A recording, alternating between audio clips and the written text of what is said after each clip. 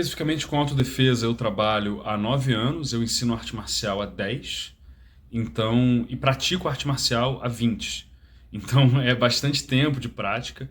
E o motivo pelo qual eu acho que defesa pessoal é muito importante de se aprender também tem a ver com o motivo pelo qual eu pratico arte marcial. É porque eu acho que você tem que ser capaz de ter um corpo capaz de proteger esse corpo, né? E capaz é uma palavra que eu repeti algumas vezes porque é sobre uma capacidade.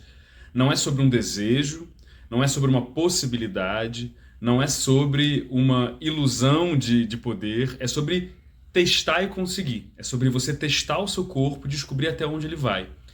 Porque com isso você consegue, inclusive, saber o que você não dá conta.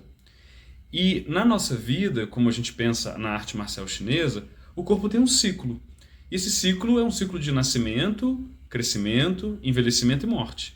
Então eu, Gabriel, hoje, com 31 anos e sendo um atleta profissional, eu dou conta de muita coisa corporalmente. Mas não é o tamanho da minha capacidade que define a minha força para me proteger, mas é a consciência de o que é essa capacidade e onde estão as suas limitações e possibilidades. Então, eu costumo dizer que todo mundo consegue praticar autodefesa. Basta ter um corpo e querer protegê-lo. E a partir daí, experienciar esse seu corpo ativamente, para poder descobrir o que ele dá conta de fazer hoje. Se você é uma pessoa pequena, você vai ter dificuldade de lidar com uma ameaça grande. Se você é uma pessoa grande, você tem dificuldade de lidar com uma ameaça muito rápida, porque às vezes você é grande e é meio lento. Então o importante é você entender o que o teu corpo tem, para a partir daí entender o que você vai poder fazer com ele. E se você quiser, transformá-lo. Porque pode ser que nesse caminho você descubra que, não, Gabriel, eu quero aprender a dar soco mesmo, eu quero ficar mais feito uma boxeadora. Não, legal, então a gente consegue treinar isso. Mas você não precisa disso para saber autodefesa. Da maneira com que eu trabalho, defesa pessoal é definida como tudo aquilo que a gente faz para minimizar danos numa situação de violência, para prevenir que uma situação de violência aconteça ou que a gente participe de uma situação de violência, para reagir a uma situação de violência e interromper a nossa participação nela. Então, a gente está falando desde a coisa que envolve elementos de alerta e percepção, para que no curso de uma conversa, ou eu andando na rua, eu veja uma coisa que pode ser um problema, e antes mesmo de eu saber se vai ser, eu encontro as maneiras de não participar desse problema, ou também os requisitos mínimos para caso alguém me segure e comece a me bater, eu possa bater de volta para criar ou a possibilidade de neutralizar essa pessoa, fazer ela parar a ação dela de me bater, ou criar a janela de oportunidade para eu fugir. Então, se você perceber bem, defesa pessoal envolve luta, com certeza, mas não é só isso. Se você só sabe lutar, você não pratica defesa pessoal. Isso é uma coisa que eu falo feito um mantra. Você pratica arte marcial? Legal. Você não pratica defesa pessoal. Defesa pessoal é outra coisa. É um domínio que está em paralelo com a arte marcial e que algumas coisas acontece uma interseção nessa meiuca, mas não são a mesma coisa. E existe uma ilusão das mulheres e das pessoas de modo geral que praticam Kung Fu, Tai Chi, Muay Thai, que elas já sabem defesa pessoal porque elas sabem lutar. Só que defesa pessoal envolve elementos de alerta, envolve elementos de uso de armas improvisadas, de arma branca, de defesa de arma, de lutas sem nenhum tipo de regra, e também a capacidade de fuga, que é uma coisa que a gente precisa praticar. Então a importância da prática de defesa pessoal para mulheres e para todas as pessoas é recuperar aquilo que um filósofo chamado Luiz Fugante chama da nossa capacidade de espreita.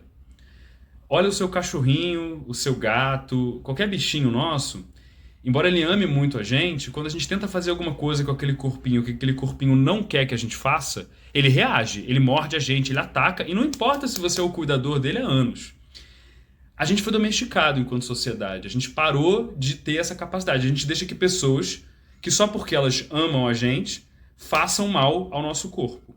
E o que a gente quer recuperar na autodefesa é essa capacidade de espreita, uma capacidade de rapidamente falar, opa, aqui não. E o motivo pelo qual eu ensino defesa pessoal para mulheres e pessoas LGBTQIAPN+, é porque a vulnerabilidade na nossa sociedade ela está desigualmente distribuída. Tem pessoas que a marca social que ela vive faz ela ser mais vulnerável do que outras. Então, um homem cis, heterossexual, branco, não vive a condição de vulnerabilidade social de que um homem negro vive e que de uma mulher trans vive e por aí vai. Então a nossa oficina ela é pensada, né, a minha oficina, né, ela é pensada justamente como um trabalho de, usando uma expressão da J. Mombassa, redistribuir a violência, né? A gente quer que não só pessoas, mulheres, pessoas LGBT sintam medo. A gente quer que um homem branco pare de achar que não tem consequência tentar agir contra as outras pessoas. E é por isso que eu não dou aula de defesa pessoal para homem branco, cis hétero. Esses aí já tem todas as turmas de Kung Fu, Jiu-Jitsu, capoeira para poder fazer. A nossa oficina é pensada num lugar. E o motivo pelo qual às vezes eu falo nossa oficina e falo minha oficina é porque alguns anos atrás eu ingressei num coletivo chamado Piranhas Team, que é um coletivo fundado em 2016 na cidade do Rio de Janeiro. Ele fez parte de ele nasceu junto de um projeto muito legal chamado Prepara NEM, que era um pré-vestibular social para pessoas trans na Casa NEM, que ficava ali na Lapa. E eles se reuniram, e para usar a expressão do Alisson Paes, que é um grande amigo e foi um dos fundadores do Piranhas, eles começaram a procurar professoras e professores de arte marcial para dar aula para a galera deles. Então era para falar assim, olha, a gente é tudo viado, travesti, sapatão e a gente quer fazer aula de luta, vocês topam? E assim eles começaram turmas regulares para pessoas LGBT, especialmente pessoas trans. Paralelo a isso, eu já fazia um trabalho com as oficinas de defesa pessoal em Niterói e na Tijuca. E aí quando a gente se encontrou, essa oficina passou a fazer parte do coletivo e ela cresceu muito em termos de alcance também e conteúdo. Então, meu trabalho de defesa pessoal tem 9 anos e junto ao Piranhas Team tem 4 anos agora. Vai fazer 5 anos que eu tô com eles. Então, tá junto de um coletivo fortalece muito a gente e é muito legal. E a minha soma a eles foi trazer as oficinas. Então agora a gente tem 2 tipos de atividade de defesa pessoal.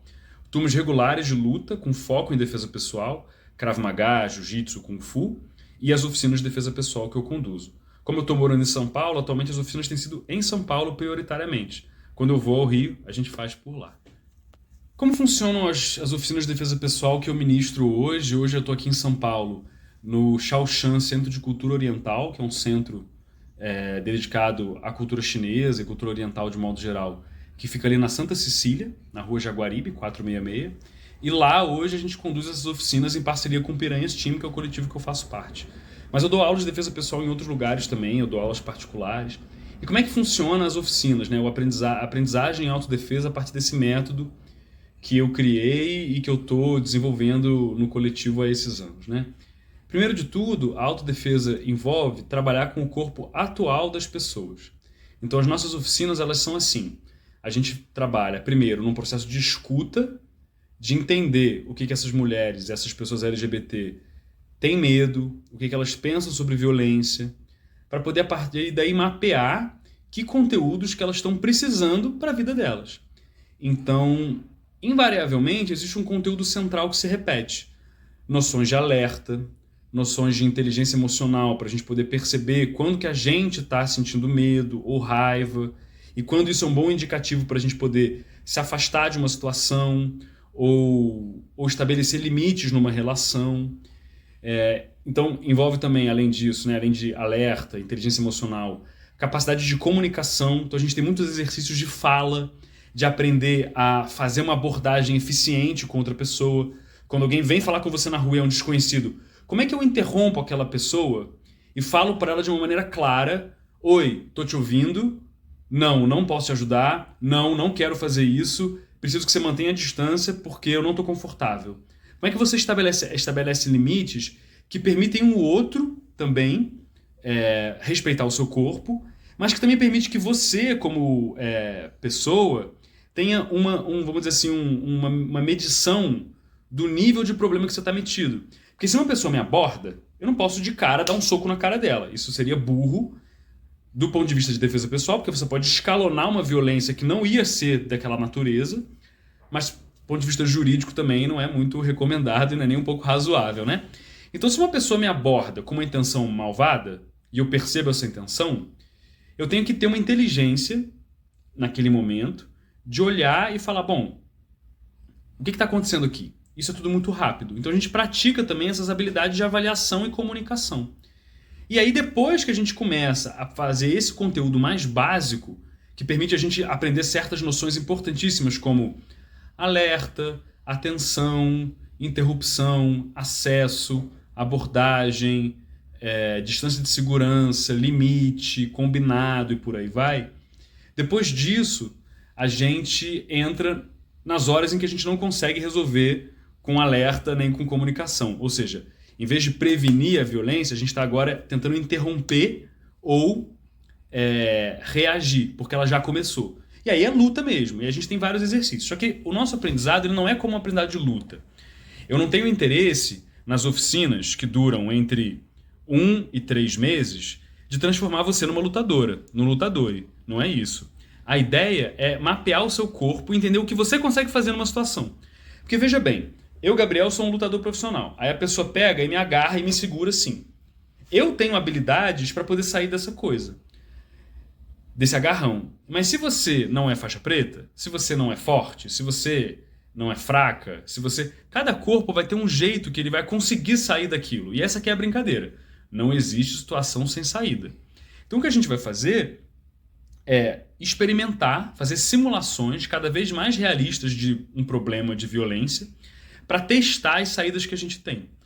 E a gente vai lidar com duas coisas. A primeira, a descoberta da força. E a segunda, a descoberta da falha. Vai ter coisas que a gente não vai conseguir fazer. E é nessa hora que a gente começa a falar sobre os outros assuntos de defesa pessoal cada vez mais complexos.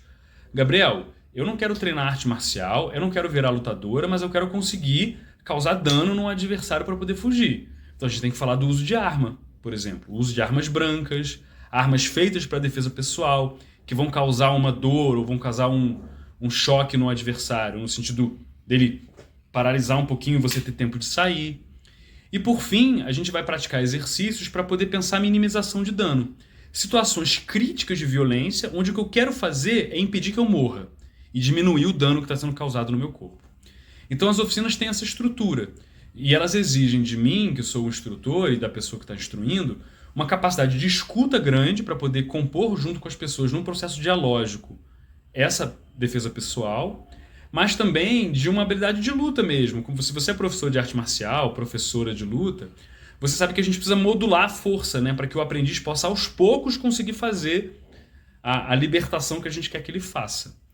Então, as oficinas funcionam assim. Eu dou aula de defesa pessoal também em particular, né? Mas aí é um pouco mais parecido com uma aula de arte marcial normal.